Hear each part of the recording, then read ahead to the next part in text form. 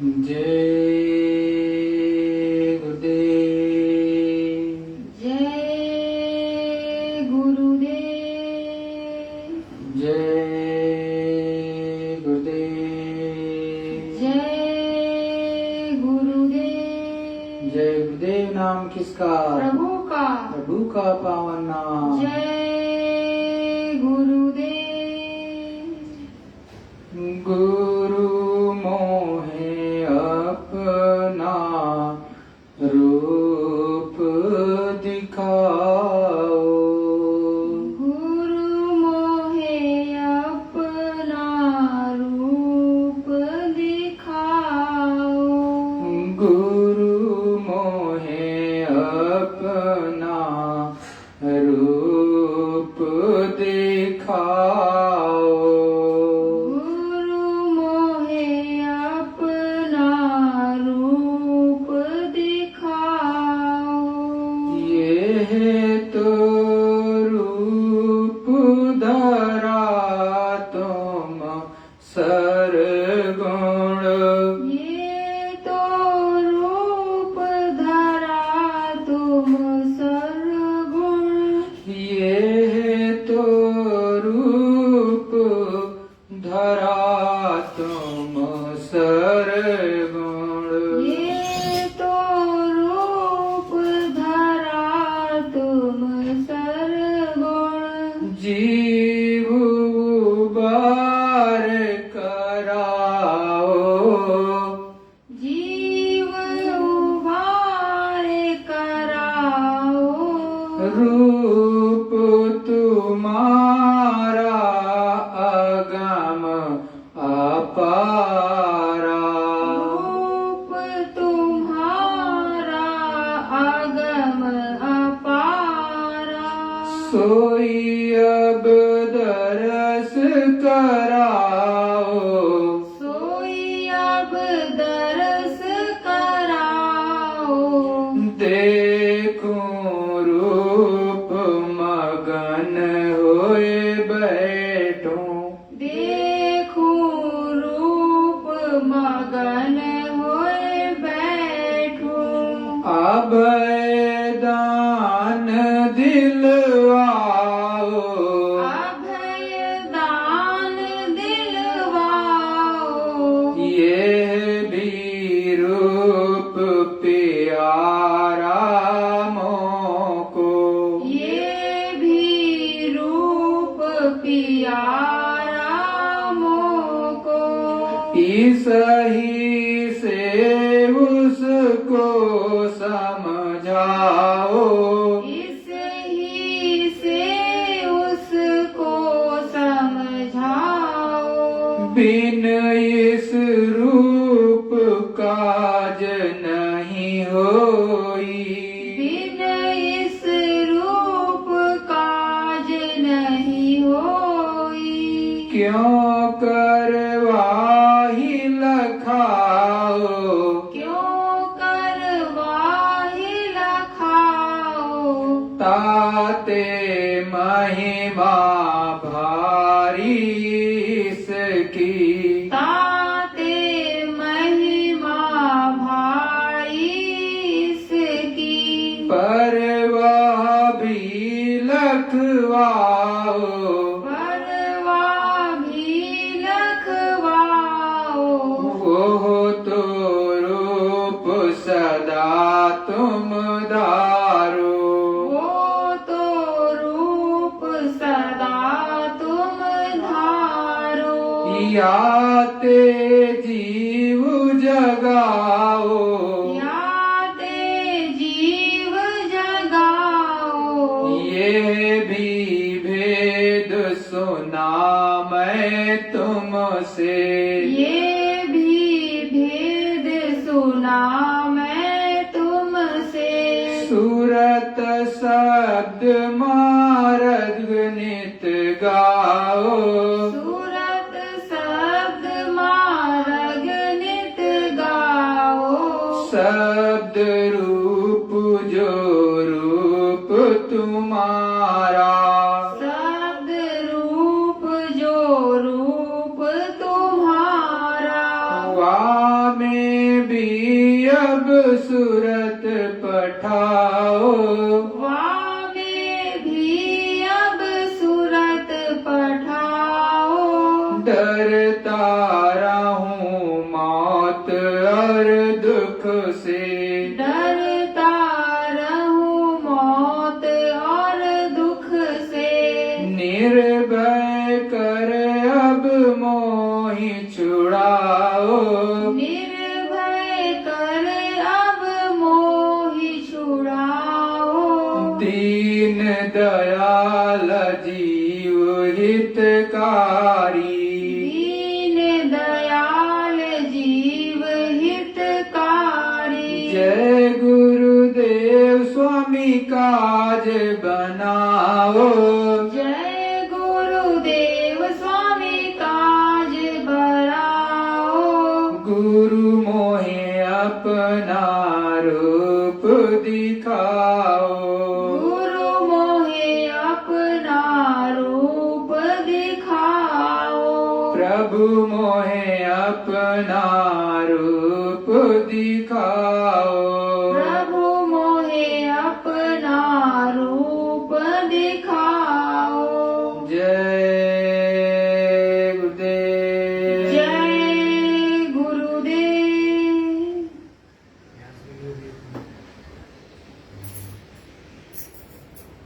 जय गुरुदेव। जय गुरुदेव।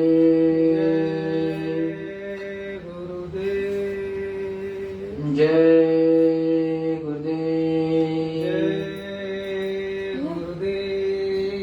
जय गुरुदेव। जय गुरुदेव।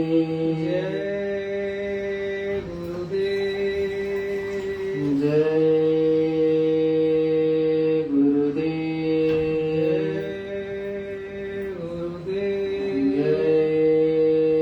गुरुदेव।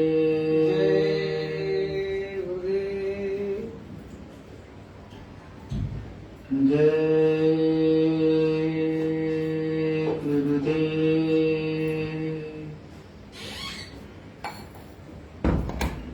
जय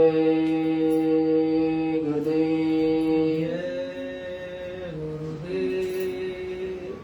अखंड रूप से विराजमान परम पूज्य स्वामी जी महाराज के चरणों में कोटि प्रणाम। उस मालिक की असीम और दया हमेशा बरसती रहती है। तो वो मालिक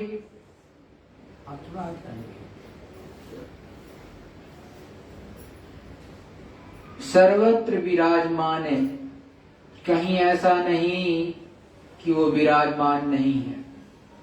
तो उस प्यारा प्रभु का पावन नाम आप लोग प्रेम से बोलेंगे, जय गुरुदेव।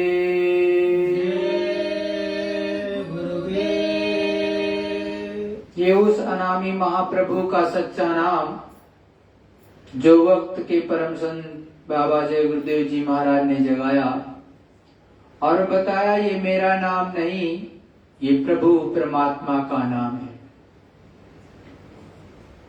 और इस कलयुग में इस नाम के द्वारा अनेकों जीवात्माएं, लाखों करोड़ों अरबों का उद्धार होगा। जो भी जीवात्माएं इस नाम जहाज पर सवार हो जाएंगी वो यहां से निकल जाएंगी। जो नाम जहाज पर सवार नहीं होंगी, नहीं बैठेंगी, उनको भवसिंध पार जाना अत्यंत दुर्लभ, क्योंकि कलयुग में तो केवल नाम का ही आधार है। तो सत्संग प्रारंभ होने से पहले गुरु महाराज ने कुछ अंतर में विशेष चीज आप लोगों के लिए बताई, थोड़ा सा वो पहले जान लो। पिछले रविवार के बाद जो मंगलवार और फिर सोमवार और सोमवार के बाद जो मंगलवार आया, उस दिन गुरु महाराज बड़ी ही मौज बड़ी दया में अंदर में थे और बड़े साफ शब्दों में गुरु महाराज ने कुछ बताया भी और उसका पूरा विवरण आप समझ लो, क्योंकि ये आपसे संबंधित है, सभी से संबंधित है। जितने भी प्राणी परमचंद बाबा जय गुरुदेव से जुड़े हैं, नर नारी, उन सभी के लिए संकेत है। गुरु महाराज मंगलवार के दिन के 9 बजे अंतर में बताए, गुरु महाराज बैठे हैं मंच पर और वहां लाखों लोग हैं। गुरु महाराज का सत्संग सुन रहे। गुरु महाराज ने बड़े स्पष्ट शब्दों में बताया, अभी तो सभी लोग खाने पीने में लगे हैं।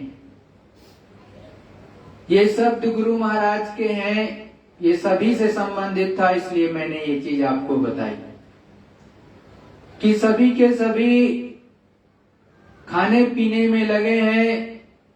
कोई भजन पर तवज्जो नहीं दे रहा है एक तरह से, क्योंकि मालिक ने वो शब्द जो जोड़ा कि सभी लोग, तो सभी में तो सभी आ जाते हैं। जितने नामदानी गैर नामदानी जो गुरु महाराज से जुड़े, वो सभी उसके अंतर्गत आते हैं। ये सब गुरु महाराज ने अंदर में मंगलवार को दिन के लगभग 9 बज रहे थे उस समय बताया। तो यह हो भाग्य, गुरु महाराज ने दर्शन दिए और सभी के लिए वाणी भी बताई, आपको एक तरह से सूचित भी किया कि आपकी क्या दशा इस समय है। हम सभी गुरु भाई बहनों को जो विश्व के किसी भी क्षेत्र में रहते हो, भारतवर्ष या विश्व के कहीं पर भी, तो सबका कर्तव्य है कि नित्य प्रतिदिन सुमिरन और ध्यान और भजन ये जरूर करो। गुरु महाराज ने कहा कि एक रोटी भी खा करके आप भजन कर सकते हो, मरोगे नहीं।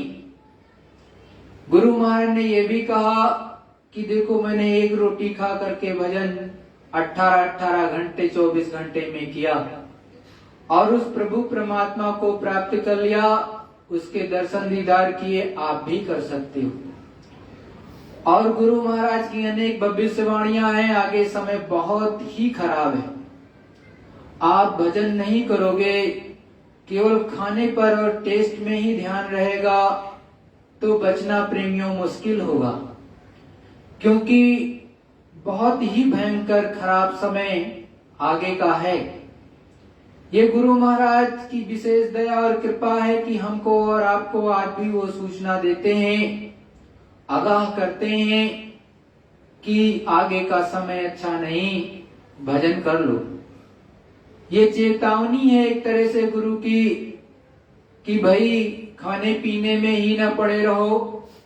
अरे ये शरीर को चलाने के लिए खाया जाता है, जिंदा केवल खाने के लिए नहीं रहा जाता। ये मनुष्य शरीर हमको और आपको मिला है केवल उस प्रभु की प्राप्ति के लिए, और हम आप केवल इस संसार के ही पीछे पड़े रहें तो बहुत ही दुख की बात है। क्योंकि जिस घड़ी समय पूरा हो जाएगा, गुरु महाराज ने कहा तुरंत निकाल दिए जाओगे इस मनुष्य शरीर से। ये जड़ शरीर यहीं पड़ा रह जाएगा, जिसमें आप डाल रहे थे कि हमारा ये बड़ा चंगा रहेगा, वो तो चंगा नहीं रहेगा, क्योंकि शरीर से जीवात्मा निकलते ही ये धड़ाम से जमीन पे गिर जाएगा और मिट्टी मिट्टी में मिल जाएगा। बात खत्म हो गई। जो चेतन था वो यहां से निकल करके सेकंडों में ऊपर चली जाएगी, और गुरु का कहना तो माना नहीं तो काम कैसे होगा। गुरु महाराज कहते हैं कि देखो, आप गुरु का ध्यान क्या करोगे, आप गुरु की वाणी को याद नहीं रखते, गुरु जो कहता है वैसा करते नहीं हो।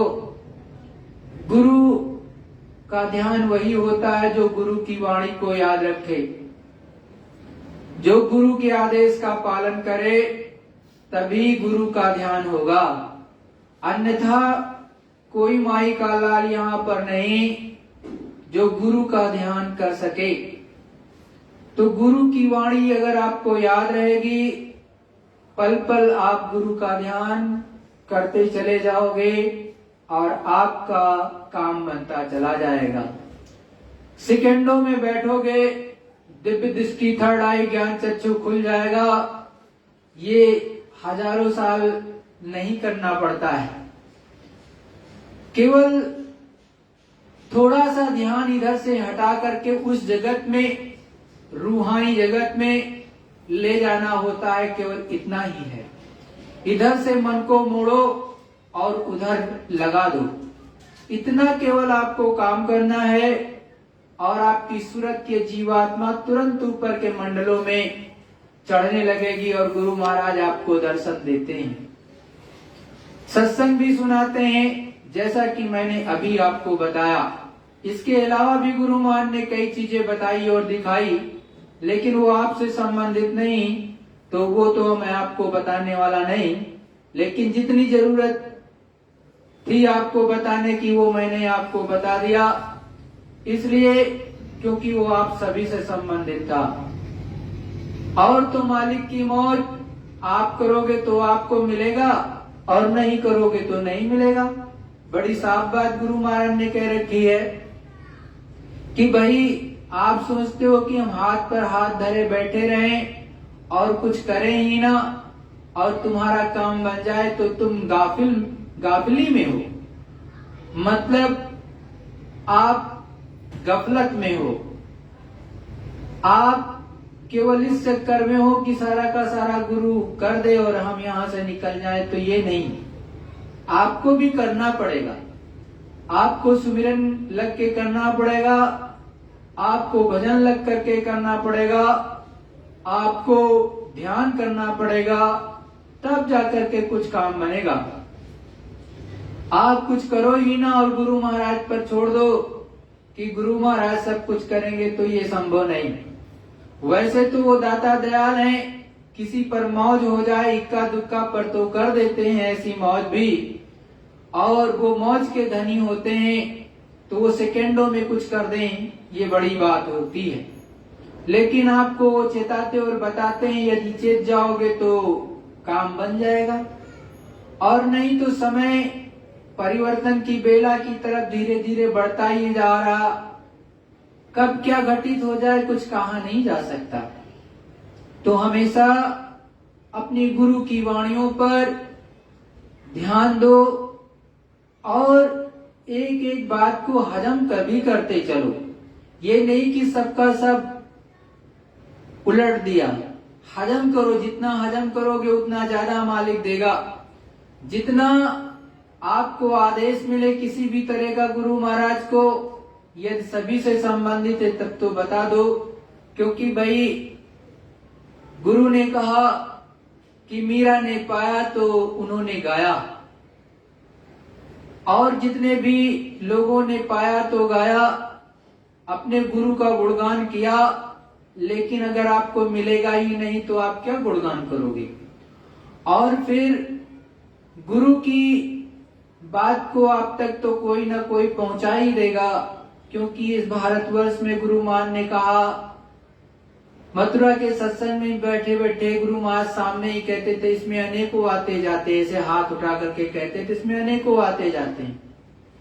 तो अनेकों आते जाते हैं तो गुरु महाराज कुछ न कुछ तो सभी को कुछ बताएंगे ही, जिसको जितना देंगे और जैसी आज्ञा उनकी होगी वैसा वो करेगा, और उसको करना चाहिए। जैसा गुरु का आदेश हो वैसा ही करना चाहिए, उसके इधर उधर कुछ नहीं करना चाहिए, तो आपका काम बनता चला जाएगा। और देखो, हमेशा गुरु को देखो और ये प्रयास करो कि मेरा आज भजन बन जाए। जब भी बैठो ही बस एक ही तड़प लेकर के बैठो कि मेरा भजन बन जाए। जब इस आस में बैठोगे, इस तड़प में बैठोगे कि मेरा भजन बन जाए, तो आप दुनिया से थोड़ा रूखे फीके हो जाओगे। जब दुनिया से थोड़ा सा रूखे हो जाओगे तो दुनिया में जो आपका मन तरंगे ले रहा ये धीरे से कट जाएगा, फिर उधर जाना छोड़ देगा।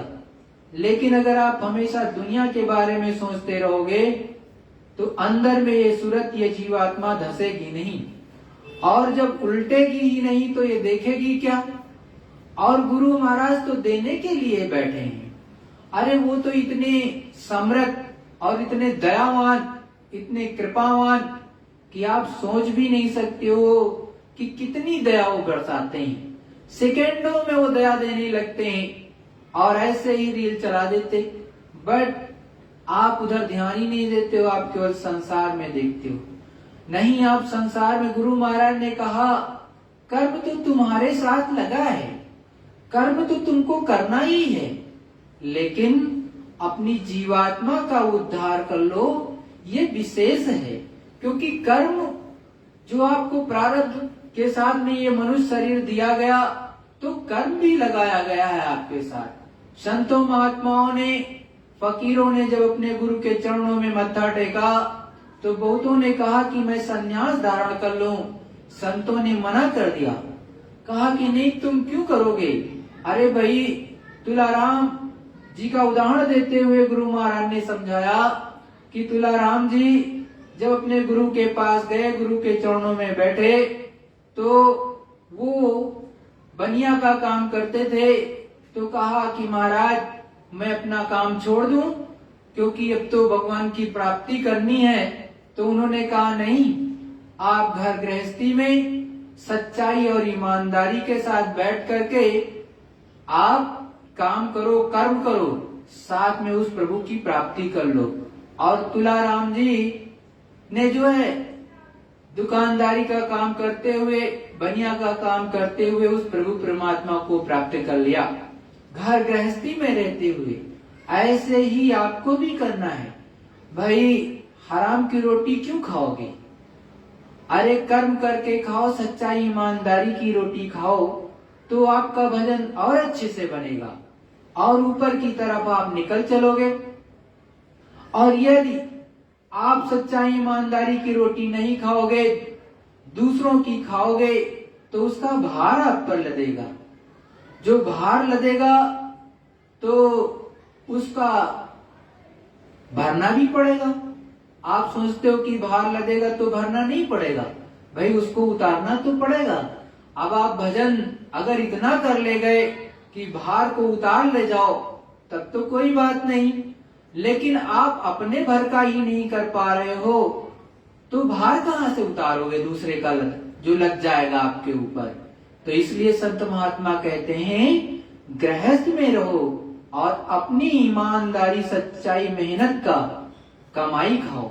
अनेक उदाहरण आपको मिलेंगे जो गुरु महाराज ने आपको इसके प्रति प्रेरणा दी है कि भाई गृहस्थी में ही रह करके उस प्रभु परमात्मा की प्राप्ति कर लो। देखो प्रेमी भाई बहनों, आज का सत्संग जो गुरु महाराज ने बहुत पहले बताया है, 71 में, उस समय की वाणियों को मैं आपको याद दिलाना चाहता हूं कि गुरु महाराज ने क्या कहा है। क्योंकि वो सब तो आप भूल जाते हो, इसको अगर याद नहीं दिलाया जाएगा तो आप सब भूल जाओगे। और सबके पास ये पुरानी पत्रिकाएं भी नहीं कि आपको कहां से मिलेंगी कि गुरु महाराज ने कहा क्या है। तो देखो, गुरु महाराज ने ये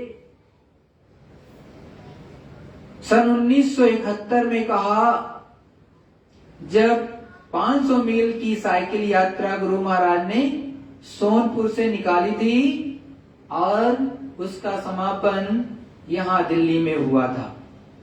तो उस वक्त गुरु महाराज ने क्या कहा, ये आप समझो, अब वक्त आ गया है जब भारतवर्ष को विश्व में परिवर्तन का कारण बनना होगा।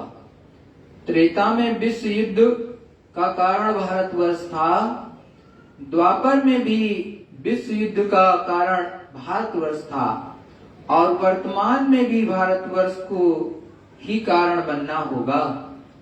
चीन की समस्त वैज्ञानिक प्रगति को चूर करके उसे नष्ट कर दिया जाएगा। चीन में बचे खुचे लोगों की सहायता भारत करेगा।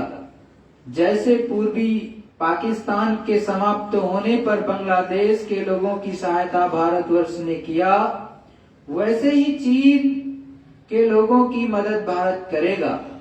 इसी बीच तिब्बत भारत में मिल जाएगा। भारत एक शक्तिशाली राष्ट्र के रूप में उभरेगा और उसकी भौतिक और आध्यात्मिक प्रगति को देखकर विश्व के लोग दांतों तले उंगली दबाएंगे और अंततः उसे अपना गुरु मान लेंगे। विश्व के सभी राष्ट्र मिलकर भी भारत पर आक्रमण करें, फिर भी वह उसे जीत नहीं पाएंगे। भारत में नए सिरे से संगठन होगा और राष्ट्र संघ और सुरक्षा परिषद भारत में चली आएगी।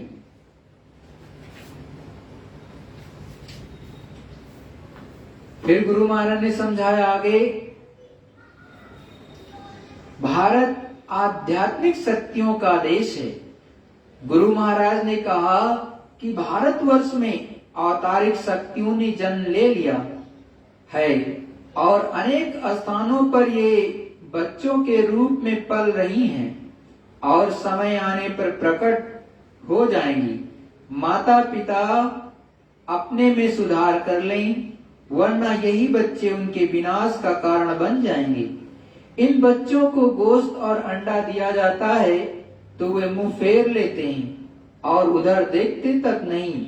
माँ बाप इस बात का ध्यान रखेंगे कि जो बच्चे इन सब चीजों को खाना नहीं चाहते उन्हें जबरदस्ती ना खिलाएं।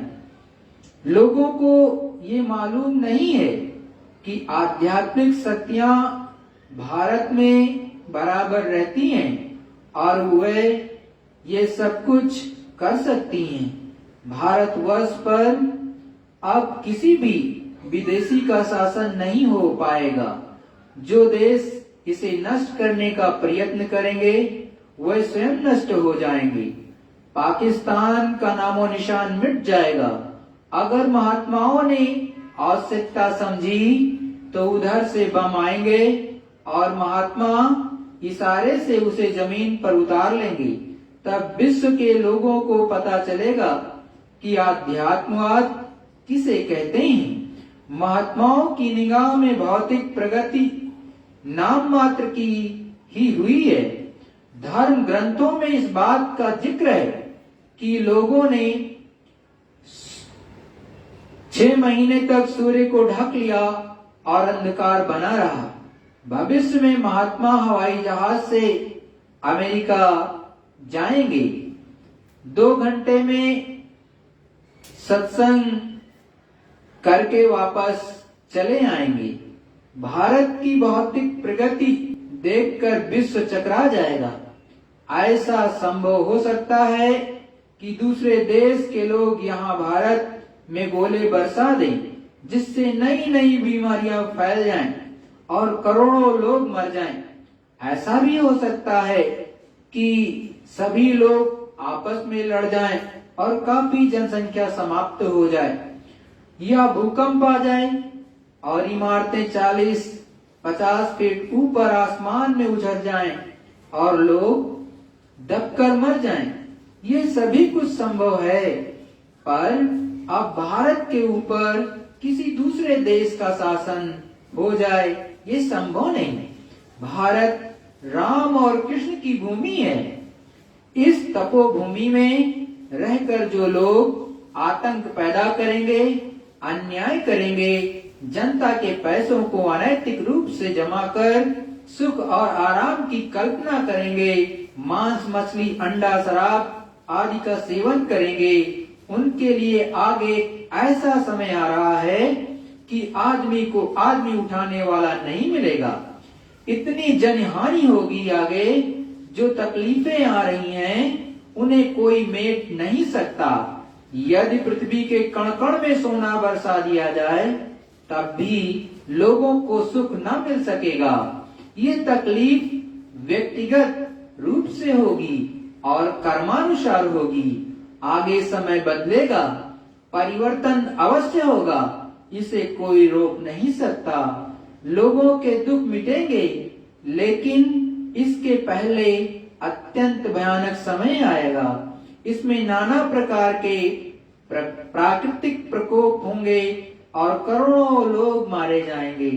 आगे चलकर शासन की बागडोर धार्मिक, चरित्रवान और नेक व्यक्तियों के हाथ में चली जाएगी। उस समय लोगों को जीवन में सद्गुणों को उतारने की होड़ लग जाएगी। एक महापुरुष के निर्देशन में सभी काम होंगे और लोग सुखी होंगे। उसकी दया से देश में भावनाओं और चरित्रों का अमूल परिवर्तन होगा। चारों तरफ संपन्नता और सुख छा जाएगा। कोई भूखा, नंगा, बेकार नहीं रहेगा। लोगों का तीसरा नेत्र, शिव नेत्र खुलेगा। जीवात्मा जगेगी और जीवन काल में ही प्रभु का, परमात्मा का दर्शन दीदार होगा। सारा देश निरामिष होगा। यह परिवर्तन धार्मिक लोगों के द्वारा होगा। बड़ी थोड़ी प्रतीक्षा तो करनी ही पड़ेगी। फिर गुरु महाराज लखनऊ में सत्संग करते हुए बताते हैं कि मेरी कोई भी बात जो इस मंच से कहूंगा वो गलत नहीं होगी। अब तक जो कुछ भी मैंने पहले कहा है उसमें से बहुत कुछ आपको देखने को मिला। पूर्वी पाकिस्तान के समाप्त होने की बात कई वर्ष पूर्व मैंने कही थी और वो समाप्त हो गया। यह भी कहा था कि बहुत खून खराबा होगा, लाशें पड़ी रहेंगी, उठाने वाले नहीं मिलेंगे। आपने देखा कि सब घटनाएं घटित हुई। मैं फिर कह रहा हूँ कि पश्चिम में भी लड़ाई होगी और भारी नरसंहार होगा। उसके बाद पश्चिम का पाकिस्तान भी समाप्त हो जाएगा। फिर उत्तर में लड़ाई होगी और उसके बाद दक्षिण में होगी। इसके बाद चारों तरफ बजेगा। इसी बीच नेपाल, तिब्बत, बर्मा आदि देश टूटकर भारतवर्ष में मिल जाएंगे। भविष्य में सभी संस्थाएं राजनीतिक समाप्त हो जाएंगी। क्या होगा और कैसे होगा ये आपको समय बताएगा। ऐसे लोग पैदा हो गए हैं जो प्लेटफॉर्म पर आएंगे और संगठित होकर वे तुम्हारे बीच आ जाएंगे। और शक्ति तो उनमें पहले से मौजूद है, केवल थोड़ा उभार देना होगा, फिर वे काम करने लगेंगे।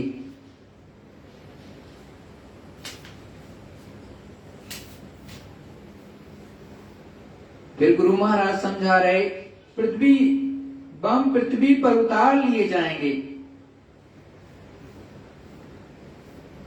चीन ने कीटाणु बम बना लिया है और उसे पाकिस्तान को दे चुका है। अब की बार जो लड़ाई होगी उसमें भी काफी नुकसान उठाना होगा। पश्चिम में लड़ाई होगी और उत्तर दक्षिण में भी होगी। चीन से भी बम आएंगे। अधिकांश बम भारत में पृथ्वी पर उतार लिए जाएंगे। एकाध टूटेंगे, उनसे वही लोग ज्यादा मरेंगे जो लोग मांस, मछली, अंडा, शराब खाते पीते होंगे। भारतवर्ष पर कीटाणु बम जब फेंके जाएंगे तो नुकसान तो कुछ न कुछ होगा ही। फिर कुदरत की तरफ से ऐसी उल्टी हवा चलेगी कि सभी कीड़े उड़कर लौट जाएंगे और वहां के लोगों का सफाया हो जाएगा। भारत में अन्न की भारी कमी होगी। भूकंप आएंगे। पूर्वी पाकिस्तान की तरह नुकसान होगा। मुसलमानों की संख्या काफी घट जाएगी। ये रायबरेली में परमचंद बाबा जय गुरुदेव जी महाराज ने 27 मई 1972 में भविष्यवाणी करते हुए आपको ये बताया है। अब गुरु महाराज के अलावा एक दो भविष्यवाणी और है, वो भी आप जान लो।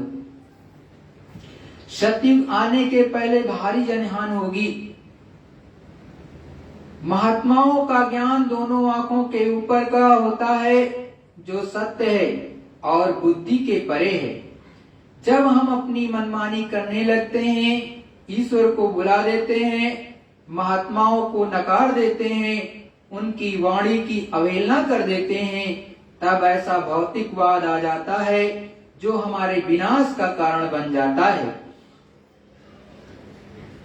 महात्मा जिनकी तीसरी आंख यानी जीवात्मा की आंख खुली है, वे त्रिकालदर्शी होते हैं और भूत, भविष्य, वर्तमान सब कुछ जानते हैं। ऐसे महात्माओं से जीवों का कल्याण संभव है। बाबा जय गुरुदेव जी महाराज ने वर्तमान युग के ऐसे संत हैं जिनकी आध्यात्मिक शक्तियां अपार हैं। बाबा जी का कहना है कि परमात्मा है और इसी मनुष्य शरीर में मरने के पहले वो मिल सकता है, उसके दर्शन हो सकते हैं। आध्यात्मिक साधना के द्वारा मनुष्य जान सकता है कि वो कौन है, कहां से आया है और मरने के बाद वो कहां जाएगा। जिसने खुद को जान लिया वही प्रभु परमात्मा को जान सकता है। भारत आध्यात्मिक शक्तियों का देश है। युद्ध में उधर से बम फेंके जाएंगे और महात्माओं ने अगर उचित समझा तो उसे नीचे उतार लेंगे और जमीन पर अपने इशारे से तब विश्व के लोगों को पता चलेगा कि आध्यात्म वह क्या चीज है। समय बदलेगा, भारी परिवर्तन होगा, अभी किसी के दिल दिमाग में नहीं है। शासन की बागडोर धार्मिक लोगों के हाथ में चली जाएगी जो चरित्रवान और शाकाहारी होंगे। सतयुग आएगा, फिर आनंद छा जाएगा, लोगों के दुख मिटेंगे और फिर सब लोग धर्म की तरफ मुड़ जाएंगे। सतयुग आएगा, मगर सतयुग के आने के पहले भारी जनहानि होगी। जय गुरुदेव। ये देखो, ये एंडरसन की भविष्यवाणी है। आगे धर्म का राज्य होगा। अमेरिकी भविष्यवक्ता एंडरसन को कौन नहीं जानता है। उनका कहना है कि साइबेरिया के मैदान में रूस अथवा चीन के द्वारा कोई आणविक परीक्षण होगा जिससे वहां की भूमि फट जाएगी और लाखों लोग मर जाएंगे। इस विस्फोट से पृथ्वी का आकार बदल जाएगा, समुद्रों में भारी तूफान उठेंगे और भीषण व असह्य ताप से सारे संसार में त्राहि त्राहि मच जाएगी। जनता में हाहाकार छा जाएगी। कई भीषण भूकंप व तूफान आएंगे। अतिवृष्टि के कारण लाखों लोग बेमौत मारे जाएंगे। एक देश नष्ट कर दिया जाएगा। एक देश की स्थिति बड़ी भयानक हो जाएगी। इसी देश के किन्हीं दो बड़े नगरों पर अणु बम गिराए जाएंगे और वे नष्ट हो जाएंगे। एक देश को नष्ट करने के लिए दो देश एक हो जाएंगे और तीसरे देश को पूरी तरह से नष्ट भ्रष्ट कर देंगे। वहां थोड़े लोग रह जाएंगे जिनकी सहायता भारत करेगा। इन दोनों देशों का यह आक्रमण तीसरे महायुद्ध के रूप में होगा। इस युद्ध में आतंकवादी देश, व्यक्ति व शक्तियां पूरी तरह से नष्ट हो जाएंगी। इसके बाद विश्व में शांति होगी। राष्ट्र संघ के समान एक और संस्था की स्थापना होगी। मुस्लिम राष्ट्रों में भारी कलह होगी। संसार के समस्त मुस्लिम राष्ट्रों में आपसी संघर्ष बड़े पैमाने में होंगे। इन राष्ट्रों में भीषण रक्तपात व युद्ध होंगे। विश्व के समस्त देशों के राजनैतिक प्रमुखों का जीवन भारी खतरे में रहेगा। वर्तमान राजनीतिक नेताओं का महत्व व प्रभुत्व घटता चला जाएगा। कई देशों में आतंकवादी, नीच व बुरे लोगों को नष्ट करने के लिए कई शक्तियां कार्यरत हो जाएंगी। समाचार पत्रों में भी क्रांतिकारी परिवर्तन होगा। सेवा, त्याग, साहस, उदारता व मानवता की भावनाओं को समाचार पत्रों द्वारा महत्व दिया जाएगा। भारत से पुनः सुख शांति की किरणें फूटेंगी। इस सुख शांति व क्रांतिकारी परिवर्तन का कारण भारतवर्ष होगा। भारत के छोटे से देहात में जन्मे एक परम धार्मिक व्यक्ति का प्रभाव भारत ही नहीं सारे विश्व में फैल जाएगा। वो व्यक्ति मानव इतिहास का सबसे महत्वपूर्ण व्यक्ति बनेगा। जनता उसे बहुत मानेगी। उस व्यक्ति को इतना जन समर्थन व शक्ति प्राप्त होगी कि संसार के किसी भी राष्ट्र के पास उतनी शक्ति नहीं होगी। वो व्यक्ति समस्त विश्व के लिए आदर्श संविधान का निर्माण करेगा। संविधान के अनुसार सारे संसार की एक भाषा, एक संघीय राज, एक सर्वोच्च न्यायपालिका, एक झंडा आदि का विधान होगा। इस व्यक्ति के प्रभाव से सारे विश्व में एक अपूर्व सुख शांति छा जाएगी। वह मनुष्यों में संयम, सदाचार, न्याय, नीति, त्याग, मानवता, सहिष्णुता आदि गुणों को जीवन में उतारने की होड़ लग जाएगी। सर्वत्र आनंद छा जाएगा। आम जनता कल्पना भी नहीं कर सकती कि इस प्रकार का धर्म प्रेम व मानव प्रेम विश्व में छा जाएगा। भारतवर्ष का ये महान पुरुष अपने अपूर्व मानव प्रेम व महानता से सारे विश्व को परम सुखदायी स्वरूप में परिवर्तित कर देगा। उसके द्वारा भारत की संस्कृति व धर्म के सिद्धांतों का व्यापक प्रचार होगा। जय गुरुदेव। देखो, ये तो एंडरसन की भविष्यवाणी थी, जो कि अमेरिकन भविष्यवक्ता हैं। इससे पहले जो भी बताया मैंने आपको, वो गुरु महाराज की थी, की सारी भविष्यवाणियां। देखो, गुरु महाराज ने हर चीज बहुत पहले कहा।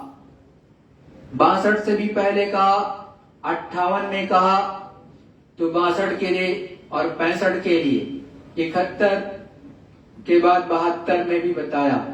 ये सब 72 की भविष्यवाणियां हैं, जो कि आगे के लिए, अभी के समय के लिए या वर्तमान समय के लिए है कि ऐसा होगा। तो जब भी परिवर्तन या युग का परिवर्तन होता है प्रेमियों, तो वो भारतवर्ष के माध्यम से होता है। और ये विश्व में जब भी युग परिवर्तन होगा, वो केवल भारत ही इसका आधार होता है, कोई दूसरा देश नहीं होता है। धर्म की किरणें, आशा की किरणें, सुख शांति की किरणें केवल भारतवर्ष से ही फैलाई गई और हमेशा यहीं से फैलाई जाएंगी, क्योंकि ये उस प्रभु परमात्मा के द्वारा बनाया गया सबसे उत्तम स्थान है, जहां से हमेशा धर्म का ज्ञान, आध्यात्म का ज्ञान, प्रभु परमात्मा का ज्ञान फैलाया जाता है। तो संत महात्मा की ऐसी अब मौज हो गई कि देखो, यहाँ पर कभी किसी का हो गया था शासन तो हो गया था, अब आगे नहीं होगा। और अभी तो क्या, गुरु महाराज ने यह भी कहा कि भविष्य में भारतवर्ष के भारतवंशियों के द्वारा, मतलब भारत में ही भारतीय लोगों के द्वारा ही ऐसे ऐसे आविष्कार किए जाएंगे कि 2 घंटे में आप यहां से अमेरिका जा सकते हो, लौट के आ सकते हो। मतलब 1 घंटे में पहुंच गए और उससे कम समय में, और वहां सत्संग भी सुनाओगे, आध्यात्म की चीजें भी बताओगे, और दूसरे घंटे में यहाँ भारतवर्ष लौट के आ जाओगे। अभी तो 24 घंटे में भी नहीं पहुंच पाते, बड़ा मुश्किल हो जाता है वहां पहुंचना। इतना ज्यादा आगे विज्ञान का भी पसारा होगा, मतलब ये भौतिक विज्ञान का पसारा, और आध्यात्मिक का पसारा इतना होगा कि आप सोच भी नहीं सकते हो। जब युग का परिवर्तन होगा, सतयुग व्यापेगा, सतयुग 24 लगेगा, उस समय पर गुरु महाराज की दया होगी तो सेकेंडों में उस प्रभु परमात्मा की का दर्शन दीदार होगा। क्योंकि कहते भी हैं कि सतयुग योगी विज्ञानी, करि हर ध्यान तरय भव प्राणी। भाई, सतयुग योगी सब विज्ञानी, सबके सब विज्ञानी होते हैं, मतलब सबके सब ऊपर आते जाते हैं। जैसे ही उस मालिक का ध्यान धरा, 1 सेकंड में चले गए ऊपर। अरबों खरबों जो जन ऊपर चले गए, प्रभु परमात्मा से मिले, उनका दर्शन दीदार किया और सेकंडों में इधर चले आए। ये ऐसा विज्ञान है। और ऐसे संतों महात्माओं की कृपा हो जाए तो भौतिक प्रगति भी हो जाए। अरे भाई, ये अणु बम, परमाणु बम जो ये फूटते हैं, ये वास्तव में ये ऊपर की एक छोटा सा बालू का कण ऊपरी लोगों का वो समझ लो विस्फोट होता है, उससे कम इसमें आवाज होती है, उससे कम इसमें जो है ऊर्जा पैदा होती, इतनी ऊपर वाले में होती है। उसकी ही नकल ये सब बजानाई जाती है जो नीचे बनती है। तो जिसको जो ब्रह्मांड का पार ब्रह्मांड है, वो तो सेकंडों में कुछ का कुछ कर लेगा। और किसी व्यक्ति विशेष के द्वारा एक शक्तियां आई है इस धरा मंडल पर, उनके द्वारा किया जाएगा, सेकंडों में सूरत को ऊपर चढ़ाया जाएगा।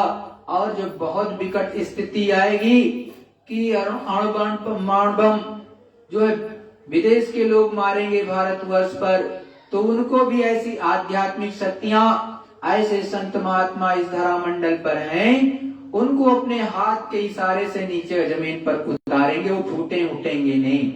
अभी तो लोगों के अंदर ये घमंड है कि हम सबके सब मारेंगे, सब खत्म हो जाएंगे, लेकिन ऐसा होने वाला नहीं। इक्का दुक्का एक दो फूटेंगे, उससे वही लोगों का संहार होगा जो भाई जिनका खान पान ठीक नहीं है। ऐसा संतों की वाणी है, ये मेरी वाणी नहीं है, ये संतों महात्माओं, परम संत बाबा जय गुरुदेव जी महाराज की, सूरदास जी की, अच्युतानंद जी महाराज की और अनेक भविष्य वक्ताओं की ऐसी वाणी है। गुरु महाराज के शब्दों में, थे चर्चे आसमानों में, जमी वालों का क्या होगा। थे चर्चे आसमानों में, जमी वालों का क्या होगा। प्रेमी भाई बहनों, जब भी आसमानों में चर्चे होते हैं, मतलब ऊपर की पार्लियामेंट होती है देवी देवताओं की, और उससे प्रभु के यहाँ पर जब भी नीचे कुछ होने वाला होता परिवर्तन से संबंधित, मतलब युग परिवर्तन से संबंधित, जब अधर्मियों का विदर्भियों का विनाश होने का समय होता है, जैसे राम रावण का युद्ध जब हुआ था, तो उस स्थिति में, जैसे महाभारत हुआ, उससे पहले वो युग परिवर्तन होने जा रहा था, उससे पहले की स्थिति में ऊपर में क्या होता है, संतों महात्माओं ने बताया कि ऊपर की पार्लियामेंट लगती है, ऊपर की कचहरी, उसको जूरी कहते हैं हकीकत में। वो जूरी में जब चर्चा हो रहा था कि जमी वालों का क्या होगा, मतलब जो पृथ्वी पर है, यहाँ पर उतारे गए हैं लोग, उनका क्या होगा। ये ऐसा जो है आसमान पे चर्चे थे, मतलब वहां पर चर्चा हो रही थी उस पार्लियामेंट में, जो स्वर्ग बैकुंठ से भी ऊपर है, और चले जाओगे आद्या महाशक्ति से के लोक से भी ऊपर है, और वो भगवान जहाँ बैठा है, तीन लोकों का मालिक, वहां पर उनकी पार्लियामेंट लगती है। तो उनके यहाँ पर ये चर्चे हो रहे थे। तो आगे कहते हैं, सदा आई प्रभु खुद जाएगा, खुद रहनुमा होगा। उन्होंने कहा कि देखो, अगर ऐसा होगा तो वो खुद आएगा प्रभु इस धरा मंडल पर, और वो रहनुमा होगा, मतलब वो सब पर रहम करेगा, सब पर दया बरसाएगा। जब दया बरसाएगा, क्योंकि संत महात्मा तो दयालु ही होते हैं। हर जगह आपको लिखा है, संत हृदय नवनीत समाना। संतों का हृदय नवनीत के समान है। जो उनके चरणों में झुक जाए, उस पर दया कर दें। जो अपनी अकड़ में रहे तो बड़ा मुश्किल है दया पाना, लेकिन जो झुक जाता है उनके चरणों पे, वो दयालु होते हैं। कितना भी गलत काम किया हो तब भी दया बरसा देते हैं, जाओ माफी करा दिया। तो पूछा कैसे जाएगा प्रभु बंदों की बस्ती में, कैसे पूछा जाएगा कि बंदो लोगों के यहाँ पर कि वो कैसा है? जवाब आया कि बंदों के लिए बंदा बना होगा। मतलब प्रभु परमात्मा भगवान जब भी आएगा तो वो भी मनुष्य शरीर धारण करके आएगा। जिस तरह से राम और रावण का युद्ध होना था, श्री रामचंद्र जी मनुष्य धारण करके माता कौशल्या के गोद में बच्चे के रूप में आए, फिर थोड़ा सा बड़े हुए और उसके बाद अपनी लीला और अपना धार्मिक कार्य जो उनको करना था उन्होंने किया। इसी तरह से जब बहुत आताताई शक्तियां बढ़ गई, कंस के द्वारा बहुत अत्याचार किया जाने लगा, तो उनकी सगी बहन की गोद में कृष्ण कन्हैया के रूप में जो है कृष्ण भगवान आए और कंस का भी वध किया, जो कि सगे मामा थे। इसीलिए संत महात्मा कहते हैं कि अवतारिक शक्तियां किसी को बख्शती नहीं है, उनके लिए कोई सगे वगे नहीं है, उनके लिए सब बराबर होते हैं।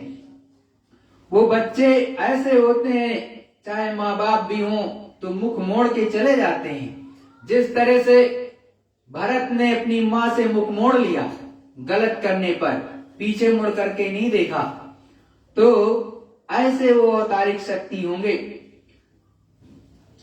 तो पूछा कि कैसे पहचानेंगे बंदे, तो जवाब आया। तो पूछा कि कैसे पहचानेंगे बंदे, तो जवाब आया। वो एकता हुस्न में होगा, वो औरों से जुदा होगा। मतलब उसको लोग कैसे पहचानेंगे? इस धरा मंडल पर जो अवतारिक शक्ति के रूप में आएगा या संतों और महात्माओं के रूप में आएगा, तो वो बताते हैं कि वो एकदम अलग होगा। वो उसका रूप हर एक से जुदा होगा, एकदम से उसके अंदर बहुत ज्यादा आकर्षण होगा और किसी को भी वो कोई भी देखेगा तो उसको देखते हुए संत उस महात्मा को एकदम उसको लुभा जाएगा कि भाई उसके ही हो गए हम, ऐसा होगा वो एकता हुस्न में होगा, वो औरों से जुदा होगा। मतलब वो अरबों खरबों में एक होगा, उसका कोई सानी नहीं होगा। जिस तरह से सच्चा संत जो होता है वो अरबों खरबों में एक होता है और वो एक तरफ और दुनिया एक तरफ। और जब वो सच्चा पुकार लगाते हैं, चाहे वो गुरु नानक साहब हो, चाहे पलटू साहब हो, चाहे जगजीवन साहब हो, चाहे निजामुद्दीन औलिया हो, चाहे जो है गोस्वामी जी हो, रामचरितमानस के लिखने वाले, चाहे जो है परम संत बाबा जय गुरुदेव जी महाराज हो, तो वो एकदम से अलग होते हैं, सबसे जुदा और एकदम से मस्त।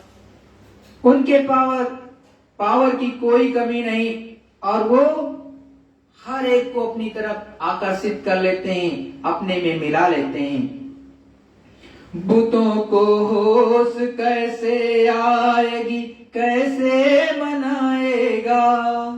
मतलब जो सब सो गए, भाई यहाँ पर भी गुरु महाराज ने अभी मंगलवार को ही कहा मुझसे कि देखो अभी तो सब खाने पीने में लगे, एक तरह से सो रहे हो और कुछ नहीं कह रहे हैं। गुरु महाराज यही कह रहे हैं, बुद्ध हो गए हो, सो हो। जब सो रहा होगा तो उसको कैसे जगाएगा? वो मालिक आएगा तो कैसे जगाएगा, ये बता रहे। कहा वो इश्क से खींचेगा और नगमा सरा होगा। वो किस तरह से खींचेगा लोगों को? मतलब अगर उसको किसी ने देख लिया, दर्शन कर लिया, दीदार कर लिया, तो जैसे उसकी तरफ कोई लुभा जाता है। सच्चा संत होता है तो लुभ जाता है कि प्रति आप लुभा जाओगे। आपकी इच्छा नहीं भी होगी तब भी कोई बता देगा कि फला संत वहां पर आए हैं, उनका जो है इस समय सत्संग चल रहा है, तो आपके अंदर आत्मा में भाव उठ जाएगा कि चलो देखते हैं कि परम संत बाबा जय गुरुदेव जी महाराज या फला संत किस तरह के हैं। और जैसे ही वहां पहुंचे, एक भी वाणी उनकी सुनी तो आपके अंदर उतर जाएगी, क्योंकि वो प्रेम से अपना बना लेते हैं। जितना वो प्रेम करते हैं वो इस संसार में कोई नहीं करता। आपकी माँ भी उतना नहीं करती जितना वो करते हैं, क्योंकि संत तो ऐसे होते हैं, रियल संत की कहीं पर भी पुकारोगे हर स्थिति में आप पर दया करते हैं। अरबों खरबों योजन दूर रहोगे, लाखों मील दूर रहोगे, वहां पर भी दया बरसा देंगे सेकंडों में पहुंच करके। कोई दूसरा इतनी शक्ति नहीं कि तुरंत वहां पहुंच जाए, इतनी जल्दी वो आपको वहां पर भी दया और मेहर बरसा देते हैं। गुनाहगारों पे जो वाजिब सजा है उसका क्या होगा। फिर उस आसमान में चर्चा हो रही, मतलब उस पार्लियामेंट में प्रभु परमात्मा के, वो प्रभु वो मतलब कि भगवान जो 3 लोगों के मालिक हैं। भाई आपने अच्छा बुरा किया है, कर्जा तो जमा है, वो कर्म कर्जा का क्या होगा। क्यों? क्योंकि कर्जा तो मांगेगा। गुरु महाराज ने भी कहा है, जब कलयुग जाएगा और सतयुग आ रहा होगा, इधर से सतयुग आ रहा है, उधर से कलयुग जा रहा है, दोनों के बीच में जब बीच में थप्पड़ लगेगा तो क्या होगा, चटनी बन जाएगी। यही गुरु महाराज ने कहा है, उसी में पिस जाएंगे, करोड़ों अरबों चले जाएंगे। तो जब उसमें थप्पड़ लगेगा और बीच में पड़ोगे तो चटनी तो बनेगी। तब ये इस बात पर उस आसमान में, मतलब भगवान की जो 3 लोगों के मालिक हैं, उनके यहाँ पे ये पार्लियामेंट में चर्चा हो रही। भाई उस कर्म कर्जे का क्या होगा। कर्म कर्जा तो सबको देना पड़ता है। तो कहते हैं, कहा वो बख्श दे रहमत से उन सबको तो क्या होगा। तो फिर कहते हैं, भाई अरे वो तो मालिक है, प्रभु परमात्मा है। संत तो उस अनामी महाप्रभु से जुड़े होते हैं और दयालु होते हैं। अगर उन्होंने बख्श दिया, मतलब माफ कर दिया, उनकी चरण में आ गया तो माफ कर ही देती। तो जो उनके चरणों में पहुंच जाता है संतों के और झुक जाता है, विनती प्रार्थना कर लेता है, तो क्या करते हैं, माफ कर देते हैं। तो फिर वो बच जाता है और बच जाएगा। भाई उस चटनी बनने में तो निकल जाएगा और उनकी बातों को मान लिया तो इस संसार से भी मुक्त हो जाएगा, उस प्रभु परमात्मा को भी प्राप्त कर लेगा। और यदि नहीं करेगा तो कुछ मिलने वाला है नहीं। तो प्रेमी भाई बहनों, ये गुरु महाराज की एक वाणी थी जो मैंने आपको आज बताई, और बहुत है, ये तो अथाह सागर है, गुरु महाराज ने बता रखा। हम तो आपको थोड़ा थोड़ा बता रहे थे, क्योंकि गुरु महाराज ने इतना बताया है कि देखो किसी भी तरह से परिवर्तन हो सकता है। हो सकता है कि लड़ाई हो जाए, उससे हो जाए, हो सकता है भूकंप आ जाए, उससे हो जाए, हो सकता है अतिवृष्टि हो जाए तो उससे हो सकता है। क्योंकि संत महात्मा तो अनेक तरह से बताते हैं, क्योंकि जो राष्ट्राध्यक्ष होते हैं उनकी अलग अलग कैंची चलती रहती है। जैसे गुरु महाराज ने बहुत पहले कहा था कि ये कांग्रेस की सत्ता समाप्त हो जाएगी इंदिरा गांधी के लिए, कि इसका शासन नहीं रहेगा, समाप्त हो जाएगी, ये अत्याचार कर रही है जनता पर। तो उसने रुष्ट होकर के गुरु महाराज को जेल में बंद कर दिया। तो संत महात्मा बड़े चालाक होते हैं, वो घुमा के अलग अलग तरह से कहते हैं, तुम कितने भी चालाक बनोगे उनसे ज्यादा चालाकी तुम्हें नहीं आएगी। अरे जिसने अंड खंड ब्रह्मांड पार ब्रह्मांड और सब कुछ बनाया है, यहाँ का जर्रा जर्रा उसके निर्माणाधीन है, उसने ही निर्माण किया है और उसी के अधीन है। ये सूरज चांद भी उसी के इशारे से चलते हैं, और अगर वो चाहे तो सेकंडों में, जैसे 6 महीने के लिए ढका गया था कभी सूर्य देवता को, उसी तरह से साल भर के लिए भी ढक लिया जाएगा। और साल भर के लिए ढक लिया जाए तो तुम्हारी क्या स्थिति होगी। यहाँ अगर 7 दिन या 10 दिन या 15 दिन सूर्य देवता नहीं निकलते हैं तो पेड़ों की पत्तियां मुरझाने लगती हैं, सड़ने लगती हैं। आपको क्या मिलेगा खाने को? जब पेड़ की पत्ती न तुमको मिलेगी, ये भी बताया गया है। इतनी विकट स्थिति आएगी कि आगे पेड़ों की पत्ती भी मिलना मुश्किल हो जाएगा, खाने के लिए अन्न की भी कमी पड़ेगी। ये सब कुछ गुरु मान ने बता रखा। तो ये धीरे धीरे धीरे धीरे हम आप उधर की तरफ ही बढ़ रहे हो। लेकिन इसके बाद संतों ने यह भी कहा कि बहुत अच्छी दशा आएगी, मतलब सतयुग की स्थापना होगी। क्योंकि जब बुराई का अंत हो जाता तो सतयुग राम राज तो आता ही है, ऐसा तो है नहीं। राम और रावण का युद्ध हुआ, तत्पश्चात एक तरह से राम राज्य की स्थापना हुई और जितनी भी जनता थी, जितने भी लोग थे, सुख समृद्धि से रहने लगे, शांति से रहने लगे। वैसे ही एक कलयुग है। और संतों महात्माओं ने अपने यहाँ पर अनेक तरह से कहा कल की अवतार होगा या कुछ होगा, अपनी अपनी तरह से सभी ने बताया है। जिसको जितना ज्ञान था उसके आधार पर बताया है। और देखो प्रेमियों, भाई बहनों, गुरु महाराज ने कहा कि आप लोग कभी भी कहीं पर भी जाते हो सत्संग में तो सोने लगते हो, यहाँ पर मेरे सामने भी बैठते हो तो सोने लगते हो।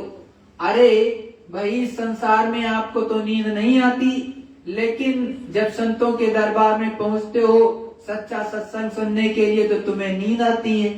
अब आप सोचो कि आपके कितने खोटे कर्म हैं, कितने गंदे कर्म किए हो कि जब आपको लाभ मिलना चाहिए तब आपको नींद आ रही है। मतलब जब बुराइयां करते हो, एक दूसरे की टांग खींचते हो तो आपको नींद नहीं आती, लेकिन सत्संग में बैठते हो तो नींद आती है। इससे दुख की बात और क्या है कि आपके कितने बुरे कर्म है कि आपको उस समय नींद आ रही। जबकि संतों ने यही कहा कि बिन सत्संग विवेक न होई, राम कृपा बिन सुलभ न सोई। भाई बिना सत्संग के तो आपको विवेक ही नहीं होगा और आप विवेक आने से पहले ही सो गए। मतलब निद्रा देवी ने इतना दबाया आपको कि आप तुरंत सो गए और खर्राटे लेने लगे। नींद चल रही है, आप उसी में झूल रहे हैं। अगर माचिस की डिब्बी रख दिया जाए सर के ऊपर तो वो भी झूला झूलने लगेगी उसी पर। इतने मगन होकर के जब लोग पूजा करते हैं, जाते हैं, या तो लोग आपस में बातें करने लगते हैं या सोने लगते हैं। अरे भाई, उससे क्या फायदा मिलेगा? आप बैठो उस प्रभु परमात्मा के लिए पूरे होशो हवास से, पूरे होशो हवास में बैठ करके 2 मिनट भी करोगे, 1 मिनट भी करोगे तो वो सच्ची पूजा आपकी मालिक स्वीकार करेगा। अगर आपको सोना ही है तो बेकार है, कोई फायदा नहीं उससे। और नींद आती है तो खींच के झापड़ मारना चाहिए, थप्पड़ अपने गाल पे। उसी समय 2-4 थप्पड़ पड़ेगा तो मन अपने आप मोटा है जो थोड़ा महीन हो जाएगा, तब ये नहीं आएगी नींद। और नहीं तो अपना काम बिगाड़ लो, क्या फर्क पड़ता है। और ये मोबाइल देवता तो और परेशान करते हैं सबको। जब से ये देवता आया है सारे देवता पीछे हो गए। ये नहीं सोचते हो ये मोबाइल देवता काम नहीं करेगा। जब ऊपर वाला जितने देवता हैं ऊपर की पार्लियामेंट में जो पास हुआ है वो सारे प्रस्ताव पास रहेंगे, खारिज नहीं कर सकता आपका मोबाइल। जब उसका प्रस्ताव का एक भी जो एक्ट लागू हो जाएगा तो सारे मोबाइल ध्वस्त हो जाएंगे। सेकेंडों नहीं लगेगा कि कैसे ध्वस्त होता है, क्योंकि गुरु महाराज के वचन ये मेरे नहीं है कि देवता आपकी चटनी बना दें। इतने पावरफुल होते हैं देवता, आपसे हजारों करोड़ों अरबों गुना ज्यादा उनके अंदर शक्ति होती। तो आप क्या अपने आप पर इठलाते हो कि हमारे अंदर बड़ी शक्ति है? अरे भाई, वो आपसे 1000 गुना अच्छी जगह बैठे हैं, 1000 गुना ज्यादा उनको सुख सुविधाएं हर तरह से हैं। आपको तो कुछ है ही नहीं है। आप तो कर्म ना करो तो आपको रोटी भी मिलनी मुश्किल हो जाएगी। 4 दिन ना करो, देख लो बच्चे भी आपको भगा देंगे। लेकिन वो तो ऐसी जगह बैठे हैं जहाँ इसकी भी जरूरत नहीं पड़ती, हमेशा डूबे रहते हैं सुगंधि में।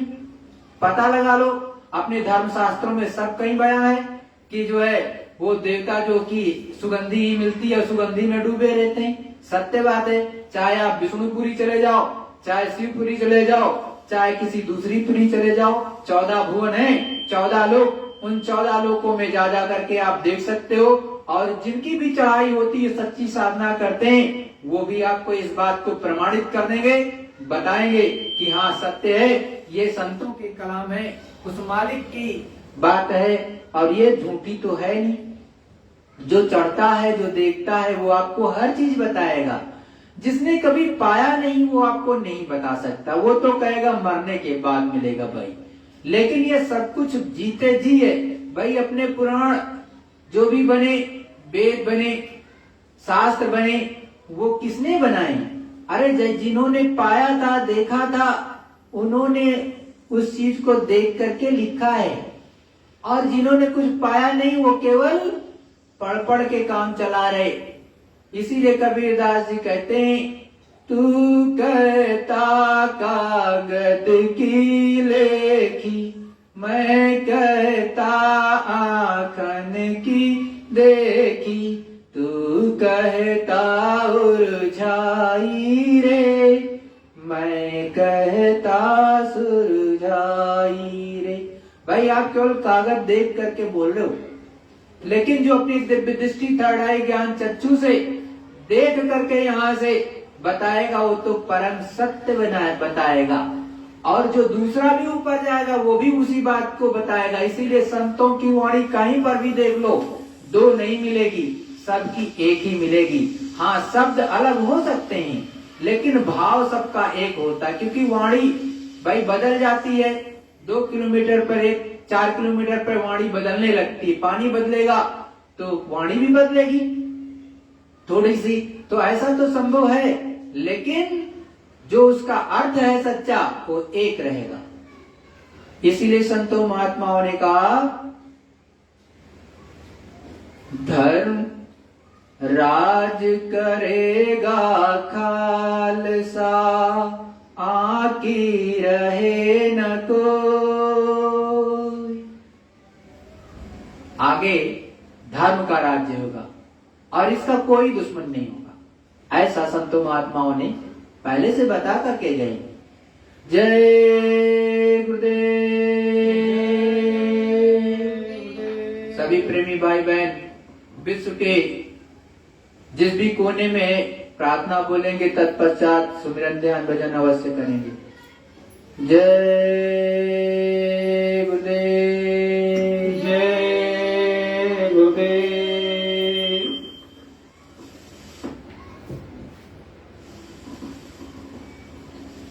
जय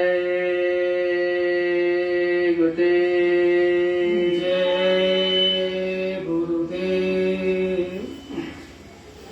गुरुवाणी में अमृत भरा है, ओ जमाने में मिलता नहीं है। गुरुवाणी में अमृत भरा है, वो जमाने में मिलता नहीं है। गुरुवाणी में अमृत भरा मिलता नहीं है। गुरुवाणी में अमृत भरा है, वो जमाने में मिलता नहीं है। नूर ही नूर चौदिस तुम्हारे, कोटि सूरज और चंदा बिहारे। नूर ही नूर चौदिस तुम्हारे, कोटि चंदा सूरज बिहारे। गुरु दरस बिन तुम्हारे, गुरु दरस बिन तुम्हारे, प्रेम का रंग खिलता नहीं है। गुरु दरस बिन तुम्हारे, प्रेम का रंग खिलता नहीं है। तूने त्रिभुवन आने को बनाए, सृष्टि चलती है तेरे चलाए। तूने त्रिभुवन आने को बनाए, सृष्टि चलती है तेरे चलाए। नाथ तेरी कृपा बिन कहीं भी एक पत्ता भी हिलता नहीं है। नाथ तेरी कृपा बिन कहीं भी एक पत्ता भी हिलता नहीं है। हाथ पकड़ा है तुमने हमारा, हमको केवल तेरा सहारा। हाथ पकड़ा है तुमने हमारा, हमको केवल है तेरा सहारा।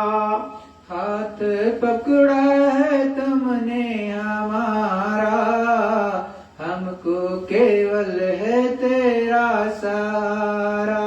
हाथ पकड़ा है तुमने हमारा, हमको केवल है तेरा सहारा।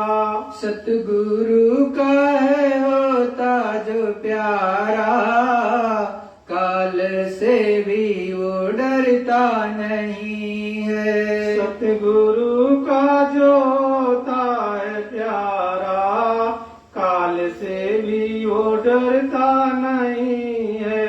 नाम धन का तू भर ले खजाना, छूट जाएगा सब आना जाना। नाम धन का तू भर ले खजाना, छूट जाएगा सब आना जाना। भाग्य से होता है नर्तन पाना, अपनी मर्जी से मिलता नहीं है। भाग्य से होता है नर्तन पाना, अपनी मर्जी से मिलता नहीं है। भाग्य से होता है नर्तन पाना, अपनी मर्जी से मिलता नहीं है। हे दीन बंधु कृपालु, दो भक्ति मुझको दयालु। हे दीन बंधु कृपालु, दो भक्ति मुझको दयालु। दास चरणों का अपने बना लो, गुरु चरण सबको मिलता नहीं है।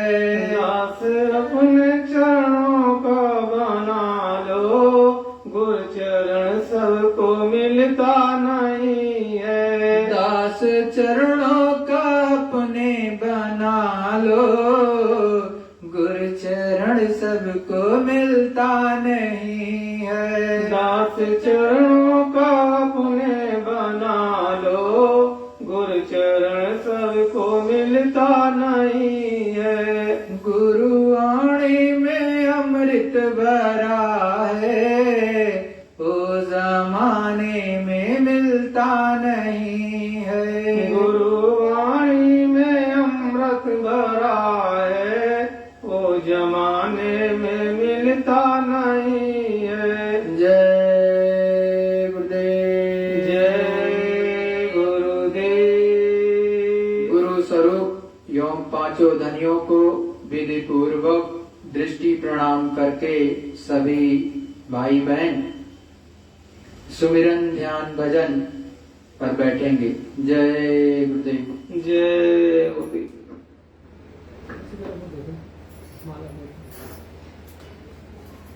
पानी पिला देते।